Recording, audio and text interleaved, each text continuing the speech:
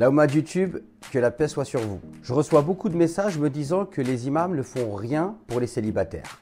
Faux. Il y a beaucoup d'initiatives qui existent et d'ailleurs je souhaite moi-même vous proposer une vidéo sur le sujet. Et si vous restez jusqu'à la fin, je vous proposerai 7 conseils pour sortir du célibat et mener à bien un projet de mariage.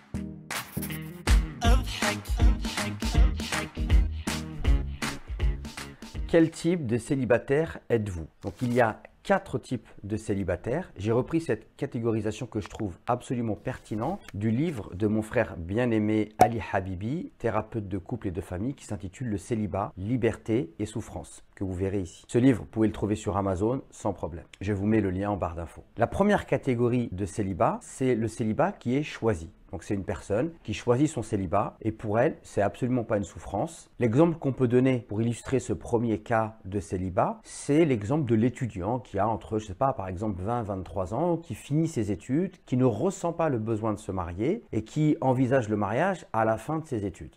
Le deuxième cas de figure, c'est la personne qui aimerait se marier, mais qui n'arrive pas à se marier et qui souffre du célibat.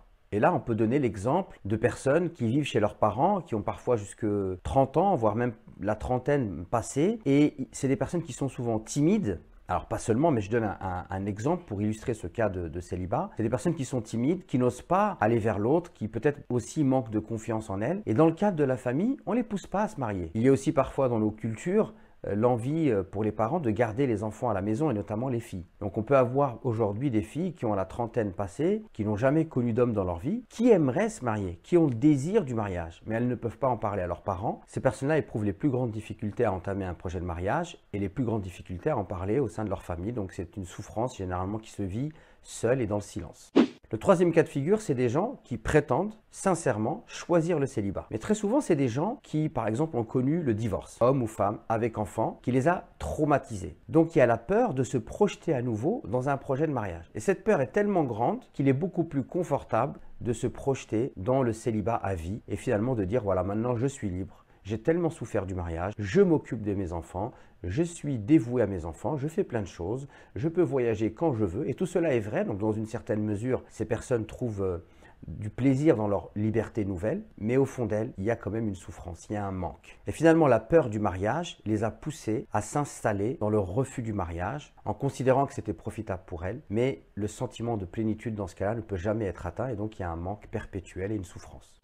Enfin, la quatrième catégorie de célibat, c'est la personne qui prétend souffrir du célibat et qui fait capoter tous ses projets de mariage. Donc cette personne-là prétend vouloir se marier, mais à chaque fois qu'elle a la possibilité de se marier, elle va trouver une excuse pour saboter ce projet de mariage. Donc elle est dans une forme d'auto-sabotage. Et là aussi, qu'est-ce qu'il y a? Il y a la peur de l'engagement. Donc on m'a rapporté beaucoup de cas de personnes qui multiplient les rencontres, qui sont des personnes qui n'ont absolument aucun problème pour avoir des opportunités de mariage, mais elles trouvent toujours une excuse pour les faire saboter, et parfois même à la dernière minute. Aujourd'hui, c'est le cas de certains jeunes qui se sont habitués à leur indépendance, à leur liberté. C'est des jeunes souvent qui peuvent travailler, et même si les codes culturels ou leur religion les poussent à se marier, et même au fond d'eux-mêmes, ils aimeraient bien réussir à se marier, il y a quand même la peur de perdre cette liberté, et donc ils font tout capoter à la dernière minute. Je vous invite à identifier dans quelle catégorie de célibataire vous vous trouvez. J'aimerais vous apporter un éclairage religieux sur la question du célibat. Je rappelle que d'un point de vue religieux, pour les savants musulmans, le mariage est fortement recommandé, voire pour une minorité d'entre eux obligatoire. Alors ça, c'est un jugement général. Mais les savants s'accordent à dire que si une personne qui est célibataire souffre du célibat et qu'elle a la capacité de se marier et qu'elle craint pour elle de tomber dans le péché, alors il est obligatoire à cette personne de se marier et de tout mettre en œuvre pour se marier. Comme promis, je vais vous évoquer 7 points qui vous permettront de sortir du célibat et de mener à bien un projet de mariage. Premier point, un mariage réussi est un mariage où les deux partenaires contribuent à construire leur mariage au quotidien. Donc il faut sortir des visions hollywoodiennes et de considérer qu'on a juste à choisir un partenaire et que tout va rouler comme sur des roulettes par la suite. Non, le mariage est un projet qui se construit au quotidien, chaque jour, et qui demande beaucoup d'investissement. Les deux partenaires devront apprendre à construire une relation de qualité. Et sachez mes frères et sœurs que cela ne se fait pas en claquant des doigts, ça demande vraiment beaucoup de recul, ça demande beaucoup d'efforts pour arriver à une qualité relationnelle. Et ça, c'est extrêmement important à intégrer avant de se lancer dans un projet de mariage. Deuxième chose, plus vous allez vous connaître et plus vous arriverez à choisir la personne qui vous convient. Et l'un des grands problèmes que les gens qui souhaitent se marier rencontrent, c'est qu'ils ne se connaissent pas. Alors pour apprendre à se connaître, il y a des outils qui existent, que vous pouvez utiliser, tels que l'énéagramme. Vous pouvez faire des tests de personnalité et cela vous aidera.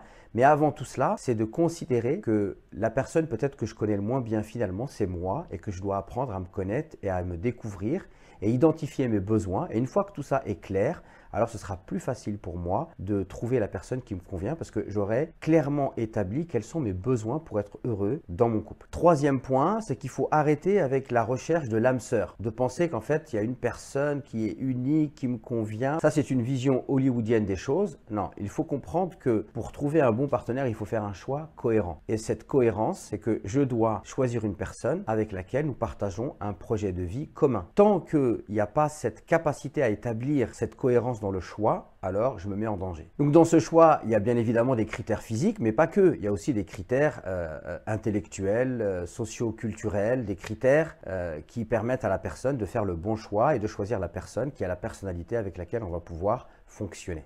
Quatrième chose, c'est d'avoir une vision claire de ce qu'est le mariage en islam. Beaucoup de jeunes musulmans, lorsqu'ils se marient, sont dans une posture qui consiste à réclamer des droits à leur partenaire. Alors je rappelle qu'avant de chercher à réclamer des droits, on doit d'abord assumer ses devoirs. J'aimerais rappeler que le mariage en islam est d'abord construit à partir d'une relation amoureuse. Et c'est ça qui est le plus important. Et cette relation amoureuse, donc, il faut en prendre soin. Le mariage est une relation amoureuse avant d'être un contrat. Cinquième point, j'aimerais rappeler que tout ce qui se passe avant le mariage, c'est de la séduction. Et il y a une règle qui dit que la séduction, c'est toujours de la manipulation. On manipule l'autre par le simple fait de vouloir le séduire. Et j'ai envie de vous dire que c'est de bonne guerre lorsqu'on est dans un projet de mariage. Mais il faut bien considérer que c'est après le mariage qu'on découvrira la personne dans toute sa complexité. Le sixième point, c'est de faire les causes pour multiplier les opportunités de rencontres. Alors ça peut être des sites de rencontres sur Internet, mais aussi des agences matrimoniales musulmanes. J'avais déjà parlé de l'agence Abelni. Il y a aussi le fait de s'intégrer dans des associations musulmanes qui vont vous permettre de rencontrer des célibataires musulmans. Et aussi le fait de parler à votre entourage, des amis, de la famille. C'est un devoir lorsqu'on souhaite se marier de tout mettre en œuvre pour pouvoir augmenter les opportunités de rencontres. Et enfin, le septième point, multipliez les invocations sincères en demandant à votre Seigneur de vous permettre de réaliser un projet de mariage. Placez votre confiance en lui et surtout, ne vous laissez pas aller au désespoir. Cela est très important.